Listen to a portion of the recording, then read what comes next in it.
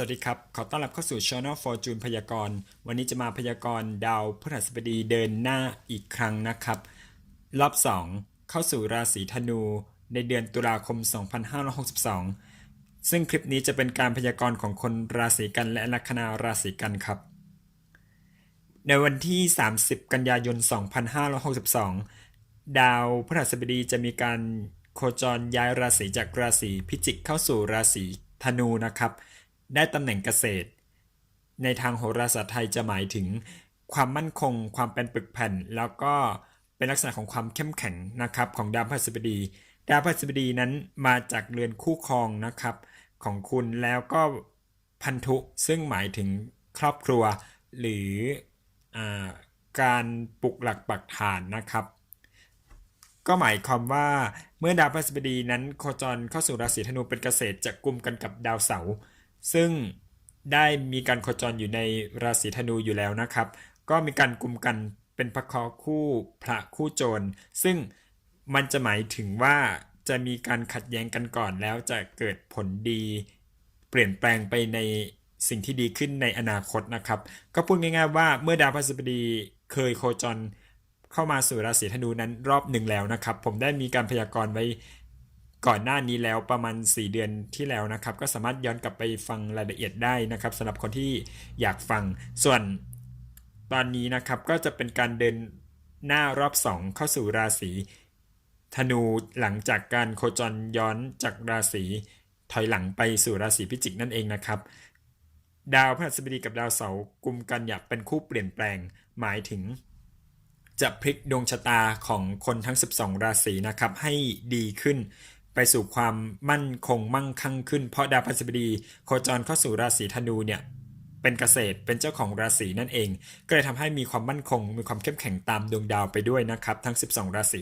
ก็เลยทำให้มีการพลิกฐานะของคนทั้ง12ราศีรวมถึงราศีกันและลัคนาราศีกันอีกด้วยนะครับนอกจากนี้นะครับดาวพฤหัสบดียังกุมดาวเสาร์เพราะดาวเสาร์นั้นหมายถึงโทษทุกข์หมายถึงความอึดอัดอดทนความวิริยะอุตสาหะความเหนื่อยยากลำบากนะครับแต่ดาวพฤหัสบดีนั้นมีอำนาจสะกดข่มดาวเสาร์ไว้นะครับจึงทำให้ดาวเสาร์นั้นออกฤทธิ์ไปในทางที่ดีขึ้นก็คือความอดทนความเข้มแข็งและความเป็นปึกแผ่นนะครับการสร้างตนให้เป็นปึกแผ่นนั่นเองคือการเปลี่ยนแปลงในครั้งนี้ต้องเข้าใจอย่างหนึ่งก่อนนะครับว่าเป็นจุดเริ่มต้นนะครับไม่ได้แปลว่าคุณจะได้อย่างรวดเร็วทันใดนะครับบางคนที่มีบุญวาสนาสูงจริงๆถึงจะสามารถได้เร็วนะครับแต่บางคนก็ได้แค่การนับเริ่มต้นหนึ่งใหม่แต่เป็นในสิ่งที่ดีขึ้นนะครับมันจะไม่เหนื่อยไม่ยากไม่เหมือนเดิมแล้วเพราะจะมีคนคอยหยิบยื่นโอกาสให้คุณนะครับเพราะดาวพฤหัสบดีนั้น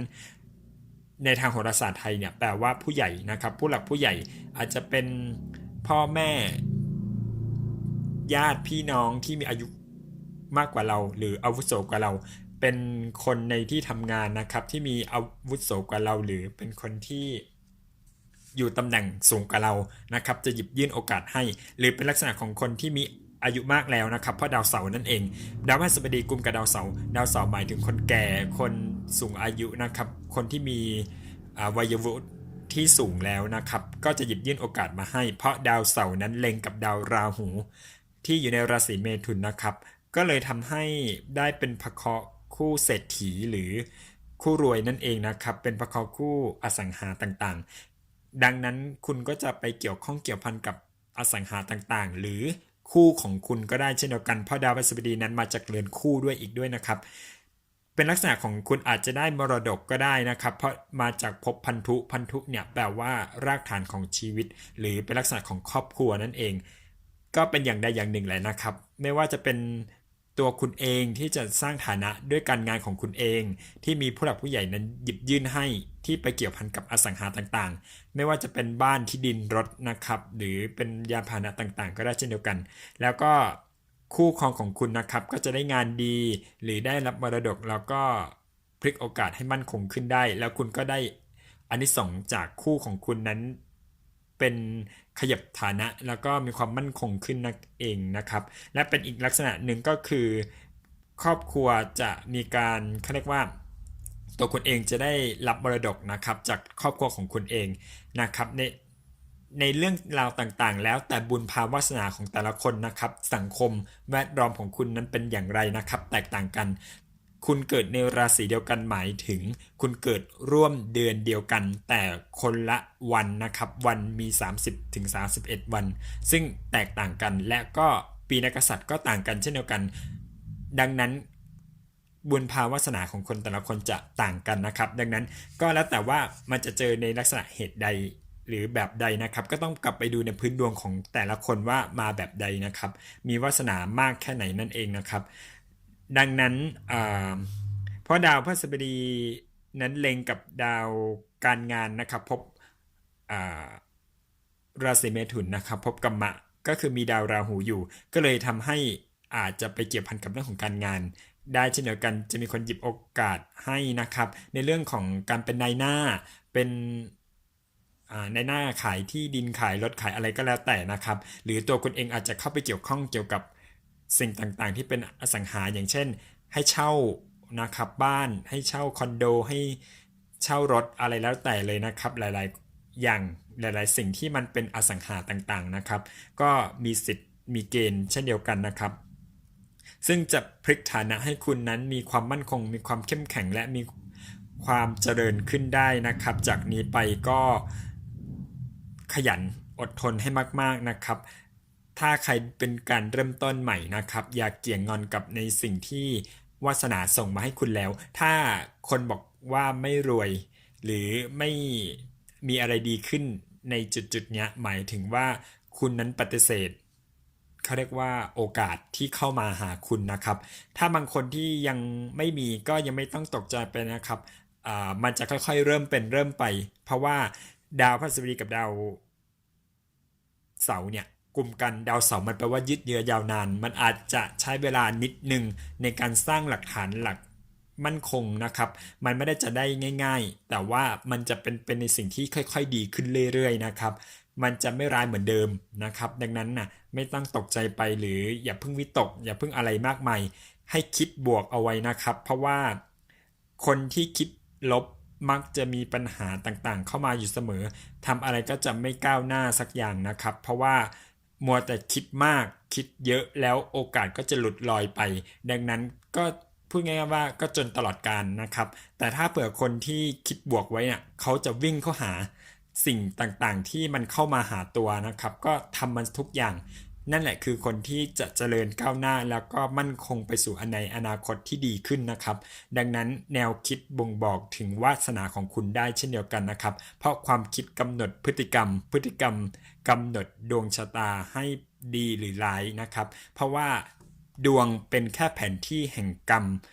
บอกว่าคุณต้องไปทางไหนนะครับเมื่อคุณรู้ดวงแล้วอย่างเช่นผมมาเตือนคุณเนี่ยนะครับมาให้ข้อมูลอธิบายให้ฟังแบบนี้นะครับก็หมายถึงว่าคุณมีบุญระดับหนึ่งแล้วแหละที่มีคนมาชี้แนะมาคอยแนะนำให้คุณนั้นต้องเดินอย่างไรนะครับและข้อผิดพลาดจะมีอย่างไรและต้องหลีกเลี่ยงอย่างไรอะไรประมาณนี้นะครับก็มีสติให้มากๆแล้วก็คิดบวกไว้นะครับจะได้เดินถูกทางนะครับไม่ออกนอกลู่นอกทางแล้วจะตกความเขาเรียกว่าสิ่งที่จะได้ในอนาคตหรือสิ่งที่จะเป็นในอนาคตทำให้มันตกหล่นไปแล้วน่าเสียดายเพราะโอกาสแบบนี้หาได้ยากนะครับนอกจากนี้นะครับจะเล่าเป็นวิทยาทานนิดนึงตรงที่ว่าดาวเสาร์กับดาวราหูเนี่ยขอโทษนะครับดาวเสาร์กับดาวพฤหัสเนี่ยมากลุ่มกันไม่ว่าราศีใดก็ตามนะครับที่ผ่านมาเนี่ยมันหมายถึงการเปลี่ยนยุคนะครับของกรุงรัตนโกสินทร์ซึ่งหลายคนอาจจะเคยได้ยินมานะครับที่ใครที่มีอาวุธ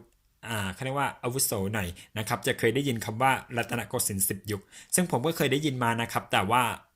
ไม่รู้จักเพราะว่าได้มาเรียนรู้แล้วได้เรียนโบราณอาจารย์ก็ได้บอกไว้นะครับว่าเมื่อดาวพฤหัสบดีกับดาวเสาร์เนี่ยมากลุ่มกันจะเป็นการเปลี่ยนแปลงในลักษณะของบ้านเมืองได้อีกด้วยนะครับก็เลยทำให้มีคำพยากรณ์10 ยุคขึ้นมาซึ่งยุคที่10เนี่ยเป็นยุคสุดท้าย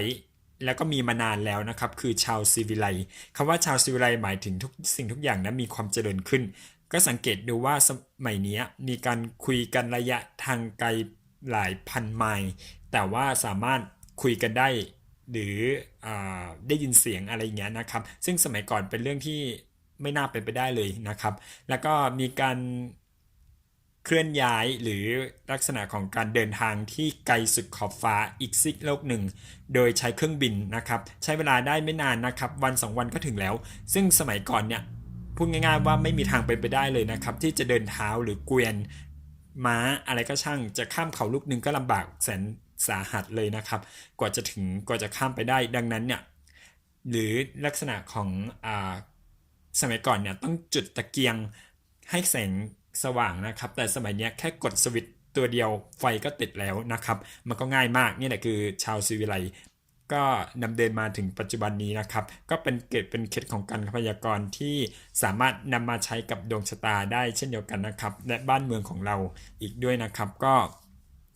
เป็นลักษณะของการเล่านะครับซึ่งคนอื่นเขาจะไม่มานั่งเล่าแบบนี้นะครับซึ่งก็อยากจะให้มองโหราศาสตร์นั้นเป็นสิ่งที่เกิดมาในอดีตและก็เป็นบทเรียนให้กับคนรุ่นหลังนะครับแล้วก็สืบทอดยาวนานมาถึง1,000 กว่าปีหลายพันปีด้วยนะครับดังนั้นโหราศาสตร์ไม่ใช่ไสยศาสตร์นะครับเป็นสถิติและเป็นการจดบันทึกสิ่งที่ซ้ำแล้วซ้ำเล่าแล้วก็เก็บมาเป็นคำพยากรณ์นั่นเองนะครับยังไงก็สามารถติดตามคำพยากรณ์ได้ในคลิปหน้าอย่าลืมกดกระดิ่งเพื่อจะได้ไม่พลาดคำพยากรณ์ในครั้งถัดไปฝากกดไลค์กดแชร์กด subscribe ติดตามเป็นกำลังใจให้ด้วยนะครับขอบคุณครับ